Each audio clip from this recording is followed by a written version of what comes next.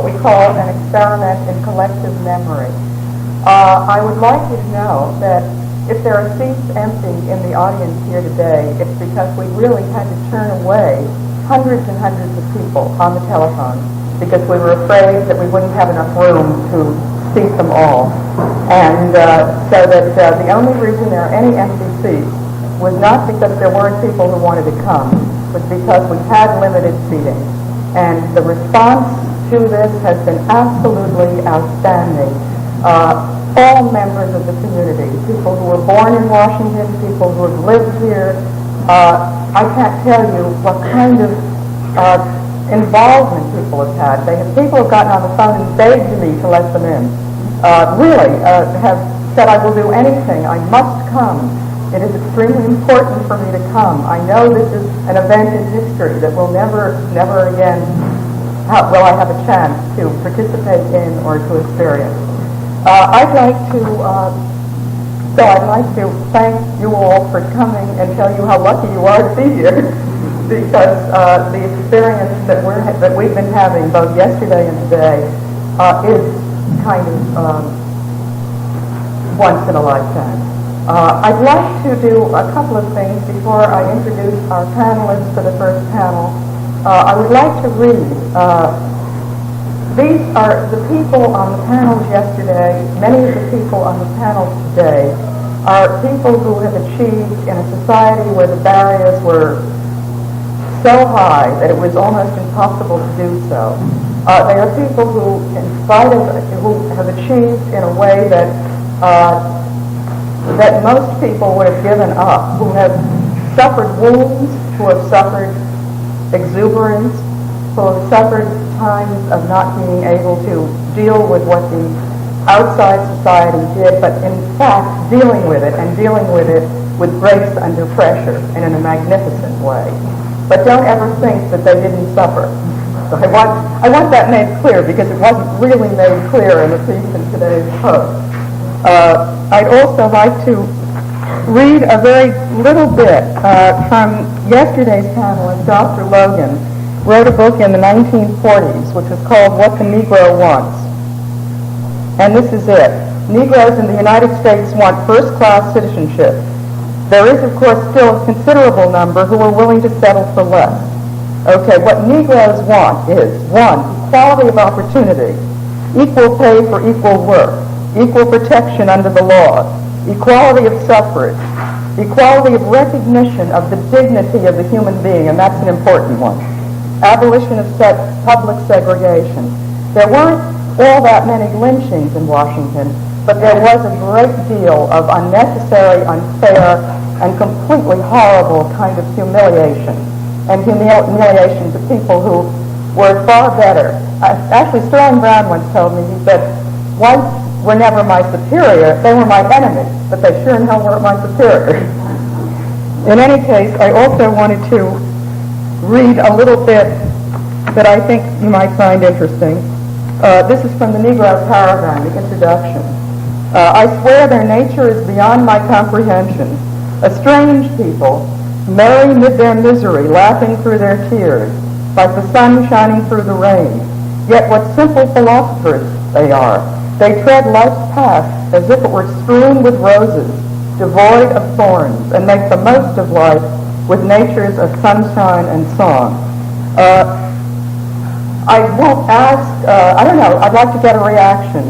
What is that a description of? Those of you who know are not allowed to say.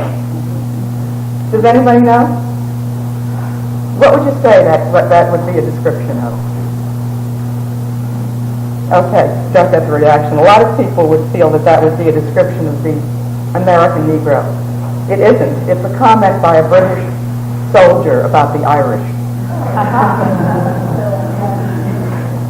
But anyway, we are very lucky. We have a very stellar panel again this morning to talk about the creative process, literature in a segregated environment. And we have here this morning with us Sam Allen, who is going to be a participant and a moderator. Sam is a poet. He's a teacher, a poet. He's also a lawyer.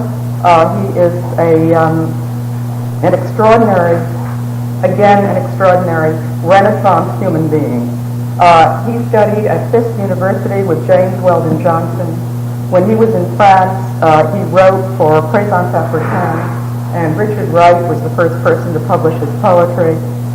He is down here for this colloquium from Boston. He did spend many a year here in Washington, but has come back to discuss the role of literature. And Sam, why do I do this? Why don't you please come on? Okay, you want to come on all at once? All right, and then we have Sterling Brown, whom I'm sure needs no further introduction, except to say that he was a man who was writing poetry of protest way before it became fashionable to do so. And then we have Gloria Oden, who is a poet whose new book is called The Tie That Binds, and it's the story of growing up. It's a long poem about growing up in the black church. I'd also like to read a little thing about Gloria. She sent me a copy of this. It's a letter that says, Dear Gloria Oden, as I explained, your verses arrived when I was desperately busy. It seems to me that your style has matured considerably. I think you are best when less rhetorical and less directly race-conscious. This does not mean to cut reference to color in the poems, but to bring it in by implication rather than direct statement. And then I'm skipping. When you have amassed a real sheaf of poems as strong as these, you can think of a small volume for publication. Meanwhile, send out to good journals with all best wishes. This is dated October 15th, 1947, and it's signed, Sincerely yours, Elaine Locke. Then we have May Miller, again, who needs no introduction. She used to write plays way back under Montgomery Gregory and Alain Locke. She wrote a volume which is called 13 Plays of Richardson and Miller, and they are plays about Negro figures of achievement, like Sojourner Truth, Harriet Tubman, and so anyway, this was being done way back. It isn't new. It isn't newly discovered. And May also has a new book of children's poems that will be out, I think, almost this coming month. And I'm sort of blanking. The name is on the program. So here it is. It's Halfway to the Sun, and it is being published by a small press here in Washington. And then we have blanking on my panel. Who's the fourth member of my panel? I can't see. That's it. Okay. Now, Carl Holman, unfortunately, I have not heard from him. Not that he could have reached me but he had told me that he would be here if at all possible. But unfortunately, he said there was a desperate push on fundraising, so that although he very much wanted to be here, he wasn't sure he could make it. The panel. Thank you.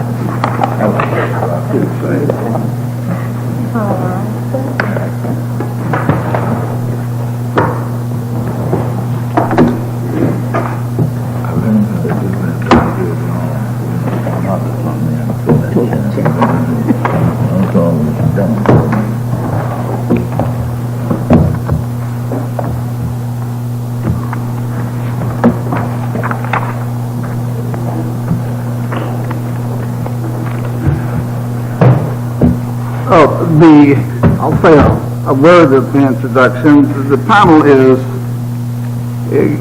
to begin into the consideration of the role of the creative writer. What is this role? Many challenge the significance of the creative writer, the usefulness, the utility, and particularly poetry and I think all of the panelists here are poets. One answer given to that challenge was the story of the young man sitting on the lawn at Oxford reading a heavy volume of poetry. And a lion came along, and the young man took the book and hit the lion on the head, and the lion went away. This demonstrates the usefulness of poetry. Many people are puzzled by that story, and they don't understand what a lion would be doing wandering around the campus at Oxford. But perhaps that's in keeping with its answer to the question. But on the other hand, many feel that literature is the ultimate evaluation of the significance of a society in its human terms, in determining what any aspect of existence means in terms of the lived life. What is the true significance of a society? What is its character? What is its dynamic? Often it's the creative writer who provides the truest response. Don't want to toot our own horn, but it is significant that in many courses in universities in the area of anthropology and history, African anthropology and history, that the novels of Chinua Achebe are deemed by the instructors to afford the best insights into African life. Well, this panel is here to deal with the subject of the segregated society here in Washington, D.C. As the reaction of the creative consciousness and the creative writer to that society. I suppose we would go, should we, in the sequence indicated by the program? Is Betty, is that what you Give everybody a chance to make a presentation for about 15 minutes and then open it to questions or reading or whatever. Well, unless there's some preference for the panel, the first speaker is Sterling Brown. I'll vote against that next. I talked so much yesterday that time to hear me. We're overruled by a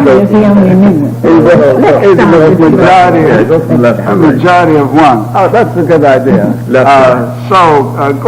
Gloria Oden will initiate discussion. Will you, Gloria?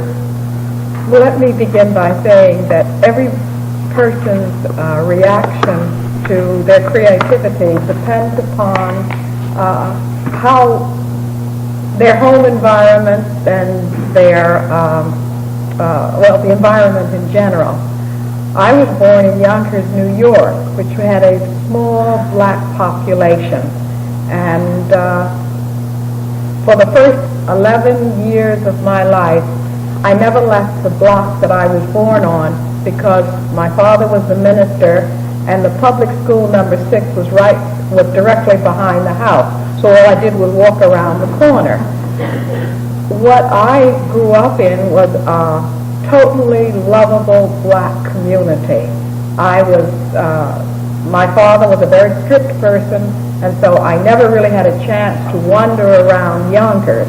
But I knew from the people who came to church and who came by the house and who brought us all kinds of goodies, from food to clothing, that I was a very happy youngster, if a lonely one, because I was the last of 6 children, the eldest of which went off to college when I was 2. Of course, since my father had been in the extension department at Howard University, it became the family school. And Sterling Brown's father and my grandfather, who was the minister here for Union Wesley Church, were hunting buddies. But this was all before me. So I was being prepared to come to Howard long before, even before I was born. When I went to the 7th grade, it was directly across the street. So again, I did not have much contact outside of the community. And then we moved from Yonkers to New Rochelle, New York, and there I skipped a grade, and when I was 16, therefore, when I graduated from high school and came to Howard. Well, I was prepared not only because my grandfather, as I said, had been here, but my sister Georgia had gone through medical school here, and my sister Bertha had attended 2 years. She didn't stay because as I said, we were a large family, and everybody was off in college, and my father just did not have that much money. And as a result, my sister, who was the more practical one of the family, came back home and went to NYU to finish her work. But I was all prepared to come to Washington, D.C., and particularly to Howard, because it was the talk I heard in the family. I had started writing when I was in the 1st grade, and my teacher had made a great deal of it. I think it's, as you could probably recognize, I never had any black teachers from the 1st grade, from kindergarten through high school. But what I did have were black teachers in Sunday school. And I must say all the women in the church were teachers because they were all ready to tell my father if I did anything wrong. So I learned manners, behavior, and I learned the little pieces that we had to recite for Children's Day, Christmas, Easter, and crowning the May Queen, which was a big thing at the church. And all of these people, men and women, were, of course, very fond of me because my father built the church in Yonkers, and I was brought from the hospital directly into the church, which was the Memorial A&E Zion Church. And being the church baby, everybody kept their eye out, so I never had a chance to stray very far from anything at any time. Because everybody in the family was so much older than I was, we were a bookish lot. I don't think if my father had been as strict as he was, we might have been. But my father set a great deal of store by education and by getting good marks. And when I was a child, my brothers and sisters used to vie with one another to see who could bring home the best report card. And of course, they taught me what they could, and I developed a love for literature, mainly from my sisters and my brothers, because at that time, everybody learned the Wreck of the Hesperus and the Charge of the Light Brigade and Paul Laurence Dunbar's Little Brown Baby. And at every opportunity, they would recite. So I grew up being very involved in versifying. And I started, as I said, in the 1st grade to write. I wrote continuously up through high school. And while, as I had said, my teachers were all white and they all patted me nicely on the head, they never seemed to take any interest beyond grammar, punctuation in what I was doing. They were slightly amused that this little girl wanted to write stories.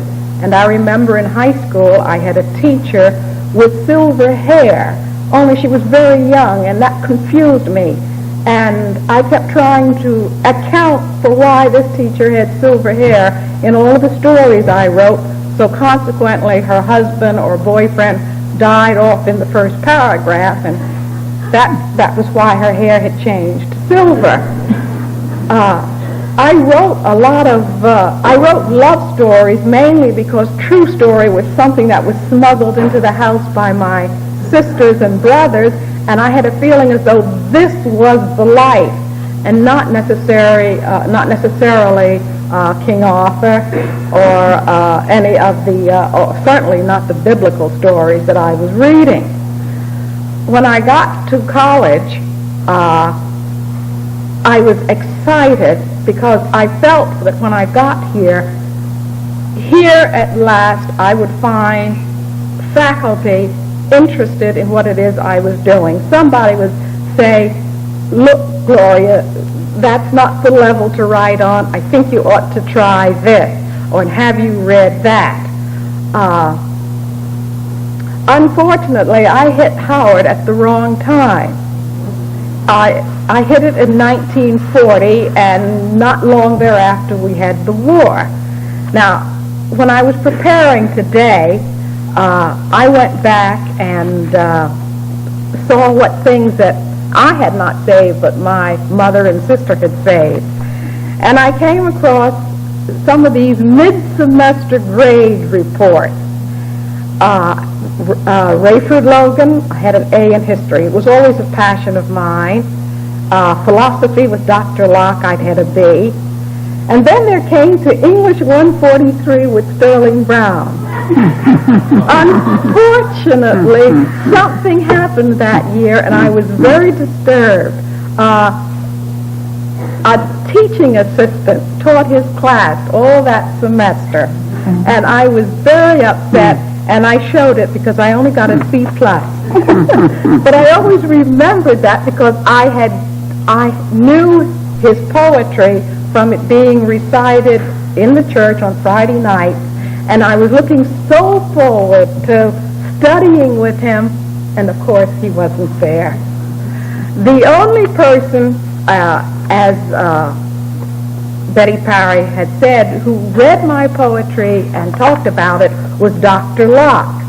And that had happened, I had the temerity to give it to him only because one lucky time, I must tell you this, when I came to Howard, my mother brought me. And I wrote a poem about it. I came in a dress, pink dotted Swiss with a bow tie, great big bow on my hair, 3/4 white socks, and Mary Jane. I don't know what my mother was thinking of, but that was the way I came on Howard's campus and dressed like that for a long time. My black experience or Negro experience or colored experience, whatever it is, I write about life as I have known it to be. And with everything else, the sun and the moon and the stars, then I write about how I think about them, but not through a glass darkly. Thank you.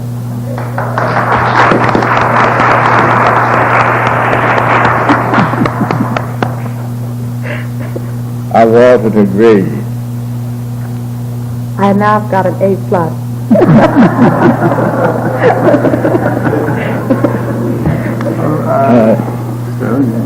I said amen so often yesterday, but I'm still saying amen. I was the 6th child of a ministerial family, and there was so much parallel, except in age, but time marches on. With a 50-year difference, she and I had much, not completely.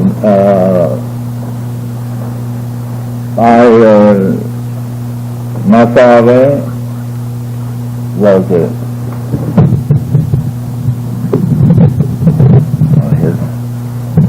infernal machine. I know what you mean.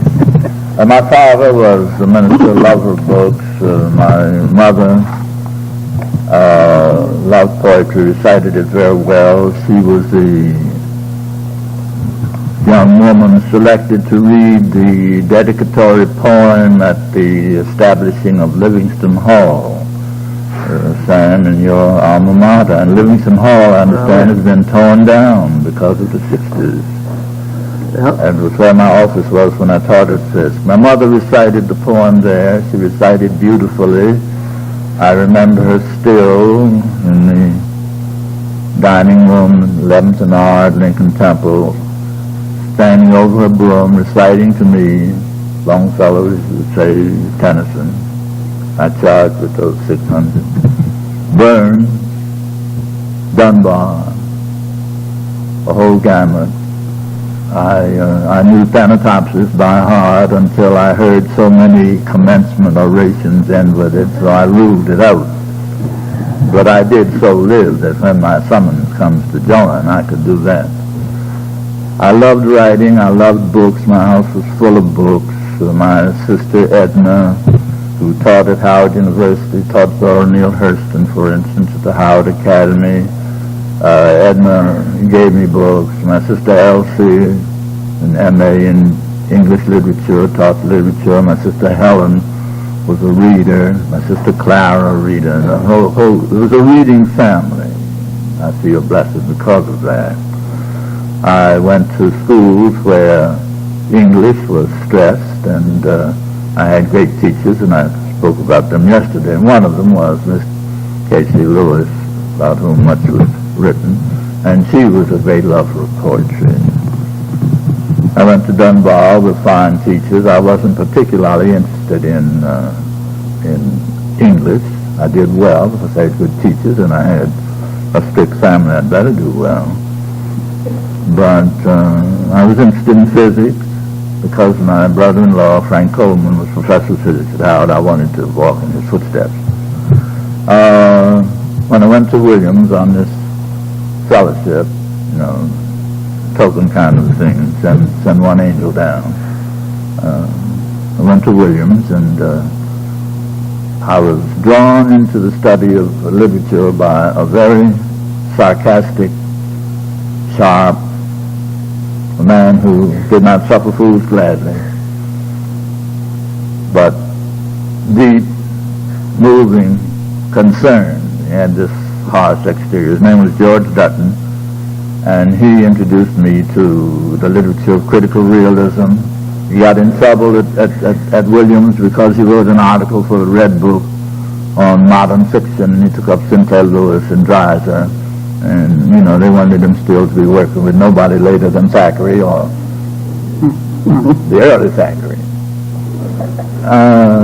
He was wonderful.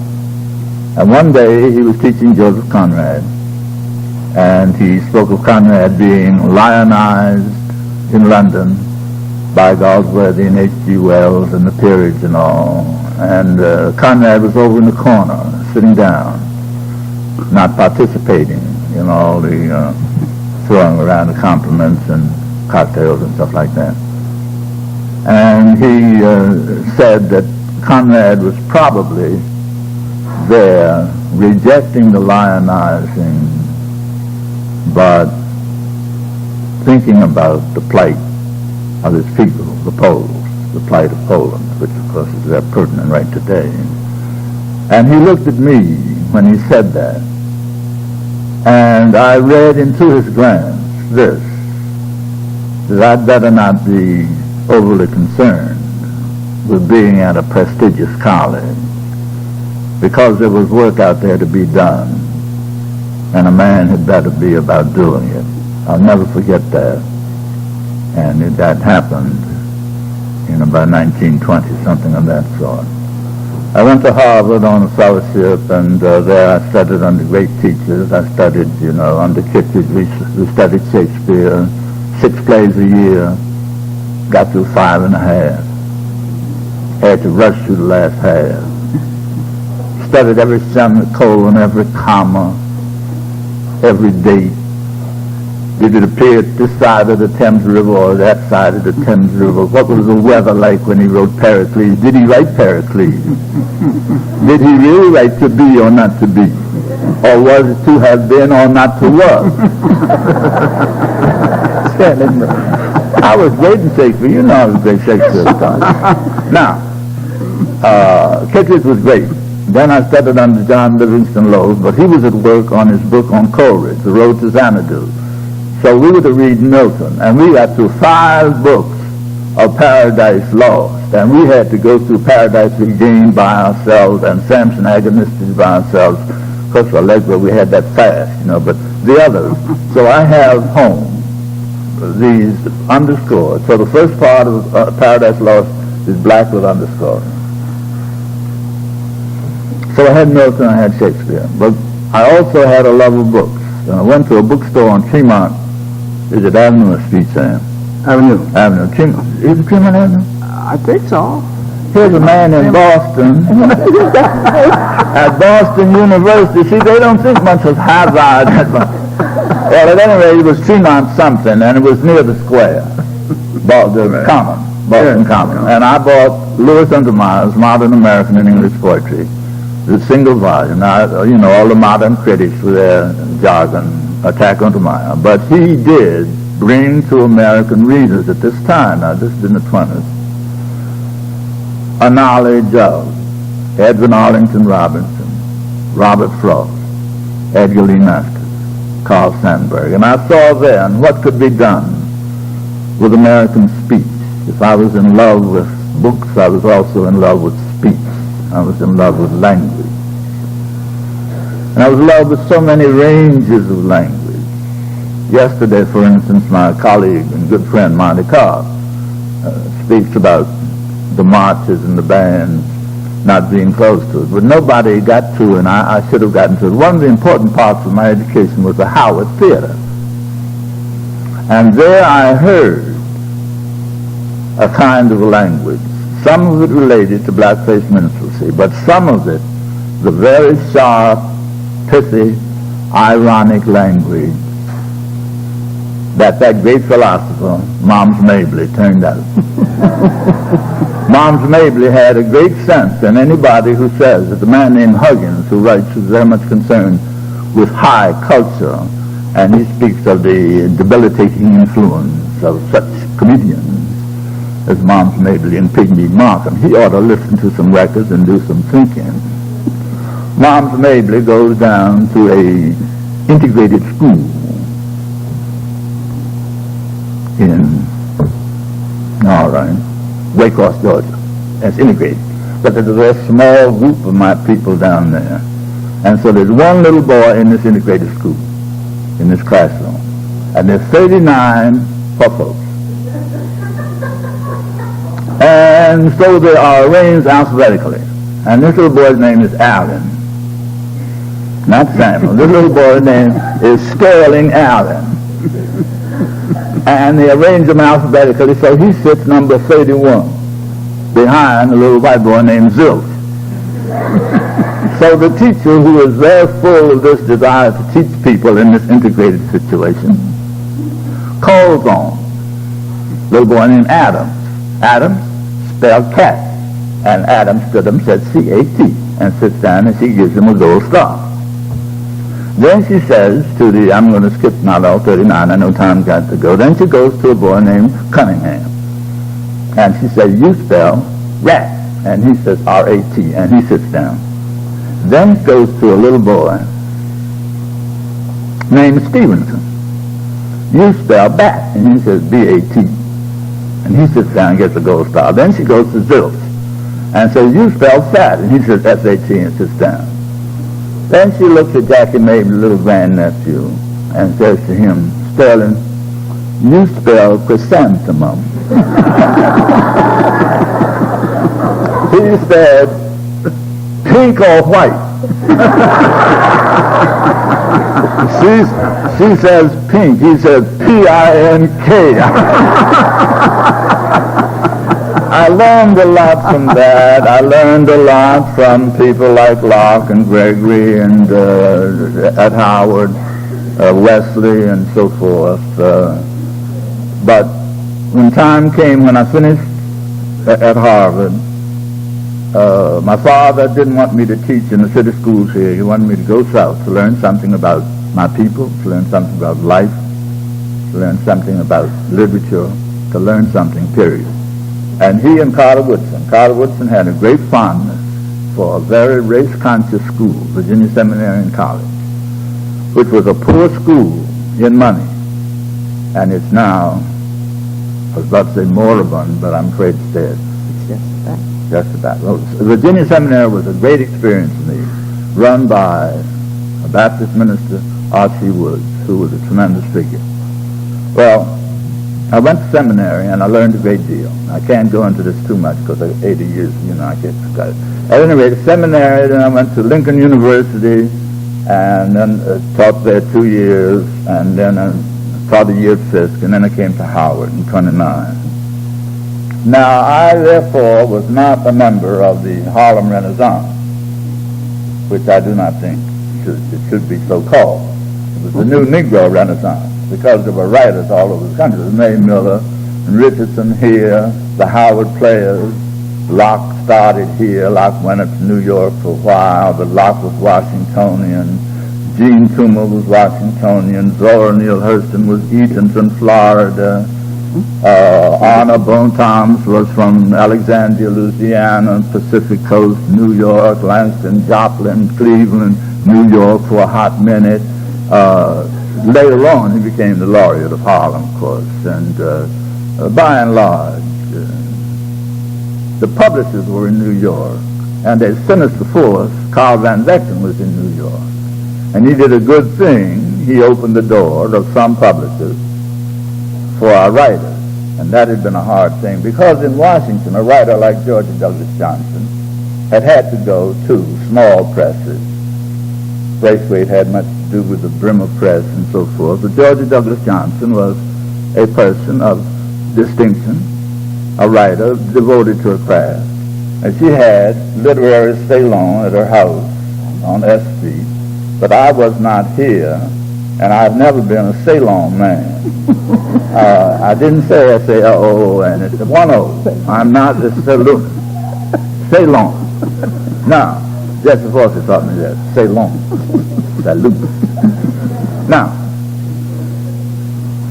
I played tennis with her 2 sons, and knew them quite well, Henry Link and Pete. I knew them. I knew them on the tennis court. But she did have gatherings at her home, but I was in the South generally. Gene Toomer went there, Langston when he came here, Mayman went there, and many people went there. Louis Alexander. And Willis Richardson. Willis Richardson, of course. You had a whole group, so you had a group in Washington. Crowd when they came through. The boys, James Weldon Johnson, when they came through. She'd be the authority on that salon, because she was in Washington. Also, she was in Baltimore. Right. Now, so I did not, I went south and I picked up a great deal. When I came to Howard, just as you said, I came to Howard as a teacher. I did not come as a poet. My book of poems did not come out until 31. I came to Howard in 29. First time I read at Howard was 63. And Rayford Logan was responsible for that. Now, my sustaining force at Howard University was in the social sciences. And I know for the modern poets, that condemns my poetry. You know, poetry has had no relationship to sociology, and it's had no relationship to history, you know. You've got to worry about the construct, you know, and nothing about the man's biography, that ain't important, but look at the poem. The poem should not mean but be, you know. Don't worry about no content, just let the poem be. Well, I wanted my poetry to mean as well as be. You can't be if you ain't got no meaning. So, Frank Frazier called me his favorite literary sociologist. I thought of it as praise. At least I was literary. I know I wasn't a good sociologist because I can't count too high with them, you know, ratios and percentages. Ralph Bunch was a friend of mine. One of my poems, Ralph carried to Africa with him. It was one of his favorite poems. It was a ballad of Joe Meek. It was also the favorite poems of Rap Brown. So I certainly have a range of readers. I make it short, which is impossible at my age. Sam Dorsey, Harold Lewis, Rayford Logan. Now the English department liked me. I'm very likable as I was in my youth. They liked me. They knew I could teach Shakespeare, and I taught American literature, and we did have a course there called The Negro in American Literature, which was the treatment of the Negro character as well as the Negro writer. I taught that. I was one of the first to put that kind of a course in the curriculum. I put it in at Virginia Seminary, I put it in at Lincoln, put it in at Fisk. I worked with Charles Johnson at Fisk. Charles Johnson had much to do with my essay called A Negro Character as Seen in American Literature, which came out about 1931. Now, I worked with Charlie Johnson, 29, Horace Mann Barnes, and Charlie Johnson and I and a guy named Bertrand Doyle set this group up, and Johnson was important. So, I was interested in criticism. I wrote a chronicle and comment for Opportunity from 1929 on under Elmer Carter, who's very much underestimated. I wrote these poems, and the English department, like Birch was a buddy of mine. Birch called me Dan Chaucer. He was a great Defoe man, and he knew I enjoyed telling tales all of Chaucer, and we got along. Grant, Elizabethan man, and they liked me. They didn't do much reading of my poetry. I do not feel at all put upon because they didn't think much of Gene Toomer in Washington. One of my greatest teachers, Mr. Anthony Glenn, sees me on S Street, right in front of his house, and I mentioned Kane, and Mr. Glenn said to me, Sterling, didn't Gene know any nice ladies, any nice women? Which was certainly not a standard for a man who had taught me about Dido and Aeneas. What were they doing in that cave? Gene Toomer's book did not sell. Langston has complained about the reception that he received. Though Langston, of course, was lionized by the people in the salon, but that was a small group. That was your book about the plays. Probably did not have great sales. You see. But what you find, you had people here like Woodson in history, you had people like Rayford and Woodson, you had social scientists, you had great scientists, you had Percy Julian, you mentioned so forth, Percy Barnes. But as far as creative work, I would say no. And I did not read any poetry, and Lavelle would be sympathetic, and I read to Lavelle's class. But by and large, until the 40s and 50s, in the 60s, I did not read. I didn't read in Washington. I read everywhere else. I read in Anacostia, I read in Hyattsville, I read in Riverdale, I read in Berwyn, I read in Laurel. Those are I met in the metropolitan area. Finally, my second book of poems was rejected by Harper Brace. Since it was rejected, I've learned such psychological terms as traumatic, but it wasn't traumatic. I mean, you got a lot of rejection slips. I got a lot of rejection slips. I also got many acceptance slips. And, well, to make a long story short, my collected poems have come out. They have bridged the gap. I have found people in the 50s, in the 60s, in the 70s, and I have read all over the map. Sam Allen has had me read up his part of the world. He introduced me at the Textile Museum reading. He wrote a beautiful letter to my publishers. I tell him in words of Shakespeare, just as shallow, I owe you 1,000 pounds. The mayor's been a good friend. I've known her work. I've known Gloria's work. And I would say that I was not, my best material has been from the South, but that's where I think the important things about my people have been. They are no longer, but of course those were done up to the 40s. I believe with Sandburg, I believe the importance of the American language. I believe in the importance of my folks' life, speech, their failures, their successes, their humor, very important things, their tragedy, their fortitude. I believe strongly in those. And I have struggled in criticism to correct the stereotypes and also to point out where I think artists have had vision, imagination, insight, and they have revealed something that still needs a great deal of revelation. And we still are, in a way, subject to the whims of publishers who do not know the inside story. And just as Yeats and Synge and Lady Gregory in that passage that Betty Parr read from the Caravan, just as they attempted to show the true qualities of their people and to attack the stereotypes and to deepen the appearance, to show that what seems a stereotype has a different kind of a complexity.